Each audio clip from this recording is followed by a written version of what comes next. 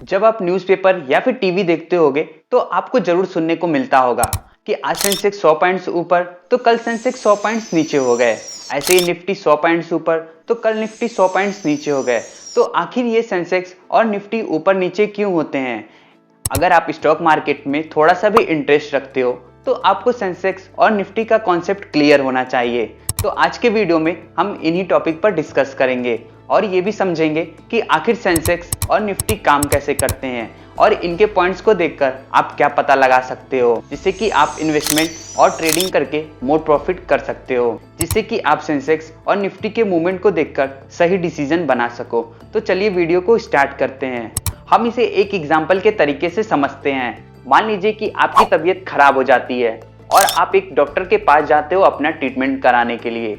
Doctor आपको कई सारे टेस्ट रिकमेंड करता है, जैसे कि blood test, liver test, kidney test, कई सारे टेस्ट रिकमेंड करता है। तो इस पैरामीटर से वो पता लगा सकते हैं कि आखिर आपको हुआ क्या है, जिससे कि वो आपका ट्रीटमेंट कर सके और आप ठीक हो सको।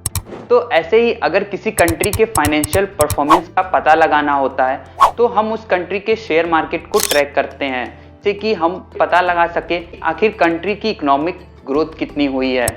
तो अगर हम बात करें इंडिया की तो सेंसेक्स और निफ्टी से हम स्टॉक मार्केट को ट्रैक कर सकते हैं। सेंसेक्स और निफ्टी स्टॉक मार्केट के मेजर इंडेक्सेस हैं। अगर हम बात करें तो सेंसेक्स बीएसई के मेजर इंडेक्सेस हैं, वहीं निफ्टी एनएसई के मेजर इंडेक्सेस हैं। अब आप जरूर सोच रहे होंगे कि आखिर बीएसई और एनएसई है क्या। तो सेंसेक्स और निफ्टी को समझने से पहले हम बीएसई और एनएसई के कॉन्सेप्ट को समझते हैं।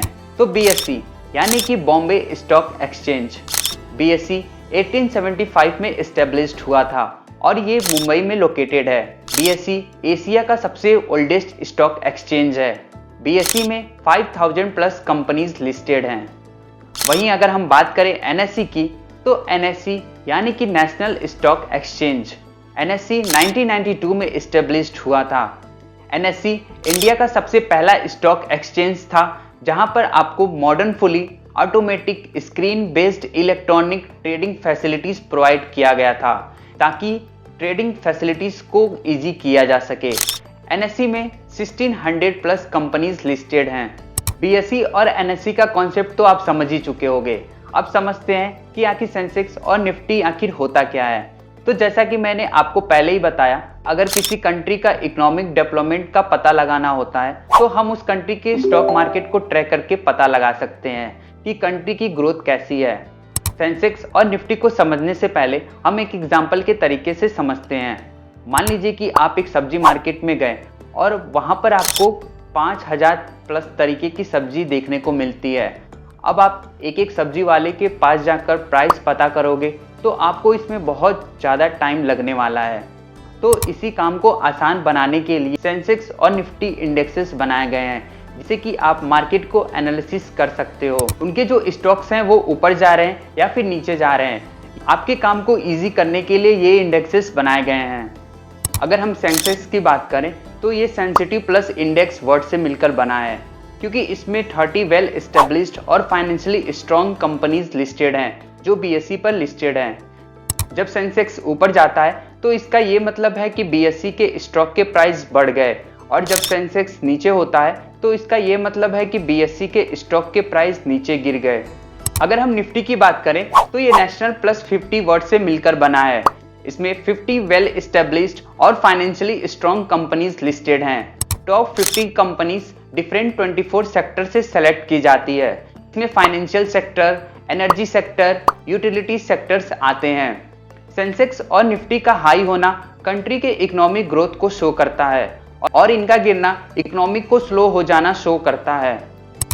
अब ये जान लेते हैं कि स्टॉक मार्केट में बिगिनर्स के लिए क्या सुटेबल होना चाहिए, बीएसई या फिर एनएसई। तो चलिए इसे समझते हैं। अगर हम एक्सपर्ट्स के अकॉर्डिंग समझें तो बिगिनर्स के लिए बीएसई ही ज़्यादा सूटेबल है, जबकि ट्रेडर्स के लिए एनएसई ही ज़्यादा प्रीफर की जाती है। अगर आप किसी कंपनी में इन्वेस्ट करना चाहते हैं तो बीएसई ही बेस्ट चॉइस बताई गई है, कि एनएसई में एक्टिव बायर्स और सेलर्स होते हैं। इसमें ट्रेडिंग ईजी होती है और इन्वेस्टर्स को कई सारी अपॉर्चुनिटीज़ दी जाती है। तो ऐसे इन्वेस्टर्स जो अपने इन्वेस्टमेंट को ग्रो करते हुए देखना पसंद करते हैं, उनके लिए बीएसई ही बेस्ट ऑप्शन हो सकता है। और जो इन्वेस्टर्स डे ट्रेडर्स हैं और वो रिस्क लेना ज़्यादा पसंद करते हैं, उनके लिए एनएससी ही बेस्ट चॉइस हो सकता है। बाकी तो आप अपने नॉलेज और एनालिसिस से आप ये पता लगा सकते हो कि आपको सूट क्या करता है, आपको ट्रेडिंग करना है या फिर इन्वेस्टमेंट करना है, तो ये आपकी चॉइस होगी। आई होप आपको सेंसेक्स और निफ्टी का कॉन्सेप्ट समझ में आया हो। तो अगर आपने चैनल को सब्सक्राइब नहीं किया तो जाकर कर लो, जिससे कि आपको बेसिक इन्फॉर्मेशन मिलती रहे। तो चलिए मिलते हैं अगले वीडियो में।